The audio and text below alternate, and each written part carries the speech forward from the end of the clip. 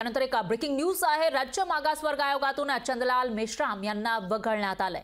आयोगाचे अध्यक्ष माजी न्यायाधीश संदीप शुक्रे यांच्या अध्यक्षतेखाली हा निर्णय झाल्याची माहिती समोर येते आहे। मराठा आरक्षणाबाबत चंद्रलाल मेश्राम आणि संदीप शुक्रे यांच्या भूमिका वेगळ्या होत्या अशी माहिती समोर आली आहे। राज्य मागासवर्ग आयोगाकडून राज्यभरात करण्यात आलेल्या मराठा समाजाच्या सर्वेक्षणानंतर अहवाल सादर करण्याचे काम अंतिम टप्प्यात आहे आणि त्यामध्येच आता ही मोठी घडामोड राज्य मागासवर्ग आयोगामध्ये घडताना दिसतेय। कारण राज्य मागासवर्ग आयोगातून चंद्रलाल मेश्राम यांना वगळल्याची माहिती समोर येते आहे। तर आयोगाचे अध्यक्ष माजी न्यायाधीश संदीप शुक्रे यांच्या अध्यक्षतेखाली हा निर्णय झाल्याची माहिती सुद्धा समोर येते आहे। दरम्यान काही दिवसांपूर्वीच राज्य मागासवर्ग आयोगामध्ये राजीनामा सत्र सुरू झालं होतं। बऱ्याचशा सदस्यांनी अध्यक्षांनी राजीनामा दिलेला होता आणि त्यानंतर आता जेव्हा अंतिम टप्प्यात हे काम आलेलं आहे, मराठ्यांना आरक्षण देण्यासाठी जे मागासवर्ग आयोगाचं काम होतं, जी भूमिका होती, जो रोल होता, तो बजावलेला आहे। राज्य मागासवर्ग आयोगाकडून राज्यभरामध्ये सर्वेक्षण सुद्धा करण्यात आलं आहे मराठा समाजाचं आणि अहवाल सादर करण्याचं काम अंतिम टप्प्यात आलेलं असतानाच आता एक मोठी घडामोड